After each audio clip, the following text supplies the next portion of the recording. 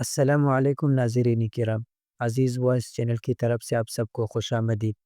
ناظرین کرام، آج کی ویڈیو میں قسط نمبر 172 پر کچھ تبصرہ ہوگا،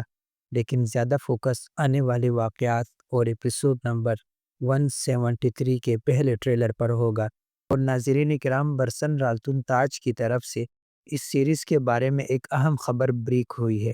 تو اس بارے میں بھی بات ہوگی۔ تو ناظرین کرام، آخرکار جس قسط کے ٹریلرز نے پچھلے ایک ہفتے سے پہلے کا مچا رکھا تھا وہ ریلیز ہو گئی ہے، اور میں سچ کہوں تو اس قسط کا ایک بھی سین مس کرنے والا نہیں تھا۔ اور جس طرح عام طور پر عثمان غازی سیریز قسطوں میں یہ دیکھنے میں آتا ہے کہ ڈائیلاگز لمبے لمبے ہوتے ہیں، جن کی وجہ سے سینز ضرورت سے زیادہ لمبے ہو جاتے ہیں، تو اب کی بار ایسا نہیں تھا، اور ایک ہی قسط میں کئی واقعات ہوئے۔ مثلاً بیگم خاتون کا راز کھل جانا اور گنجا کو معلوم ہو جانا، صوفیہ اور لوکاس کا عثمان بے کے ہاتھوں سے نکل کر کاراسی بے کی مدد سے بھاگ جانا، اور پھر صوفیہ کا ایکسپوز ہونا، اور کاراسی بے کی عثمان کے خلاف نئی پلاننگ، مگر اس کے علاوہ البائی کا بچ کر عثمان بے کے پاس آ جانا بھی اس قسط کا ایک اہم ایونٹ تھا۔ اور ناظرین کرام، کچھ مداحوں کا خیال ہے کہ سروجا کو بھی وہی خنجر لگا تھا جہاں البائی کو لگا تھا، تو سروجا کی حالت کیوں زیادہ بری ہوئی اور البائی آپ کی ویسی حالت کیوں نہیں ہوئی؟ تو ناظرین کرام، اس کی وجہ یہ ہے کہ البائی ایک پروفیشنل جنگجو اور جاسوس ہے، اور وہ سخت جان ہے، جبکہ سروجا کو ممی ڈیڈی بچہ دکھایا گیا ہے، اس لیے سروجا کے مقابلے میں البائی نے زیادہ اچھے طریقے سے سروائیو کیا۔ جبکہ ادھر کاراسی بے اور عثمان بے کے درمیان دشمنی بڑھتی جا رہی ہے، اور اب تو کاراسی بے کی اصلیت بھی کھل کر سامنے آ گئی ہے۔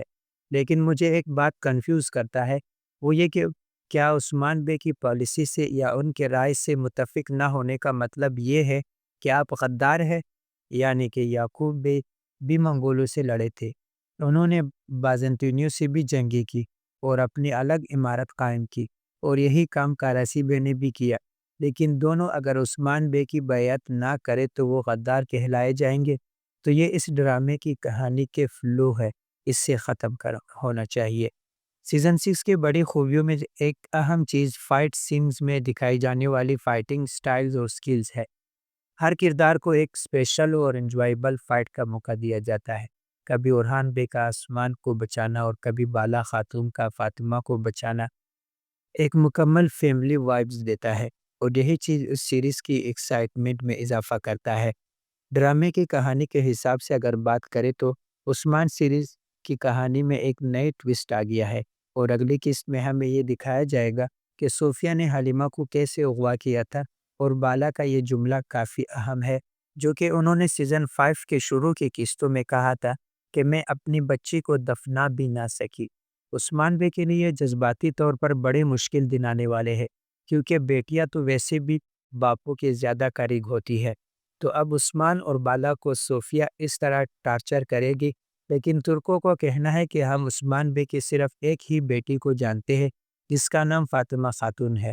ہمیں کوئی فرضی بیٹی نہیں چاہیے۔ ان کا کہنا ہے کہ برسا کا محاصرہ کدھر ہے، ریاست کدھر ہے، عظیم فتوحات کدھر ہے، اور جنگیں کدھر ہے، اور سب سے بڑی بات یہ کہ عثمان بے کے تاریخی الپس کدھر ہے، ترگت بے، کوسس، کونور، سامسا، اکجا پوجا، آئی دگدو، ساوچی کا بیٹا۔ تو یہ دکھانے کے بجائے سالوں پہلے مرا ہوا ایک فرضی کردار واپس لا کر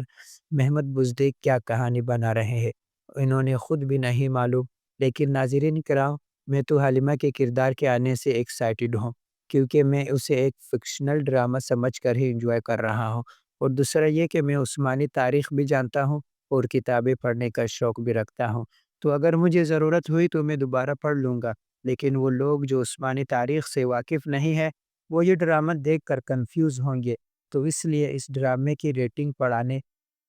کا وہی طریقہ ہے جو سلطان فاتح سیریز کے رائٹرز کر رہے ہیں، یعنی کہ ڈرامے کی کہانی 80% تاریخی ہو، صرف 20% فکشن ہو، اور آپ لوگ خود دیکھیں کہ سیزن 1 میں جن کرداروں کو ختم کر دیا گیا تھا انہیں سلطان فاتح کے سیزن 2 میں دوبارہ سے واپس لایا گیا،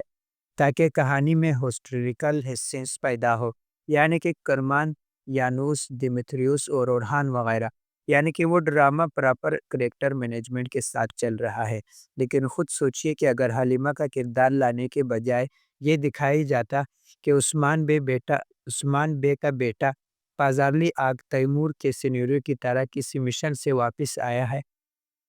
تو مداح زیادہ خوش ہوتے۔ لیکن محمد بزدیگ نے جو تاریخدان اپنے سیریز کے لیے ہائر کر رکھا ہے، یعنی کہ پروفیسر فرید الدین اجمن،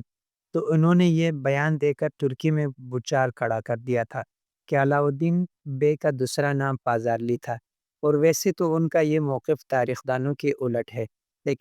لیکن اگر یہ مان بھی لیا جائے تو عثمان بے کے باقی بچے کہاں ہیں؟ سوچئے کہ اگر ساروچا اور یوسف کی جگہ عثمان بے کے بیٹوں کے کردار لائے جاتے اور وہ اپنے والد کے ساتھ شانہ بشانہ کھڑے ہو کر اپنے والد کا ساتھ دیتے یا پھر ان کے ساتھ مل کر جنگوں میں جا رہے ہوتے، تو ڈرامے کی ریٹنگ جس حال کو پہنچ گئی ہے وہ نہ ہوتی۔ کہاں اس ڈرامے کی عروج کا یہ منظر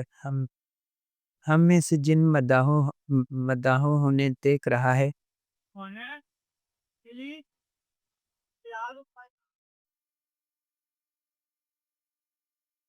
کہاں اس ڈرامے کے عروج کا یہ منظر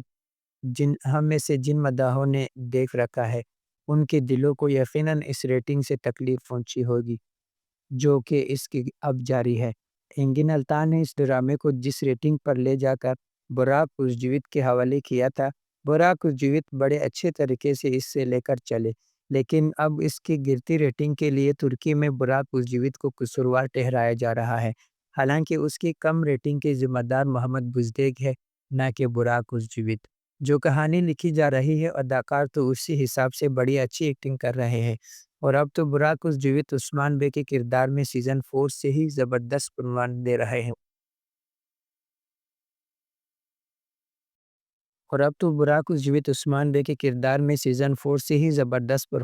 دے رہے ہیں تو اس میں براق الجوید کا کوئی قصور نہیں، لیکن آپ لوگ خود دیکھ لیں کہ پچھلے قسط کے اتنے خطرناک ٹریلر کے باوجود اور سوشل میڈیا اور الیکٹرونک میڈیا پر بھرپور پروموشنز کے باوجود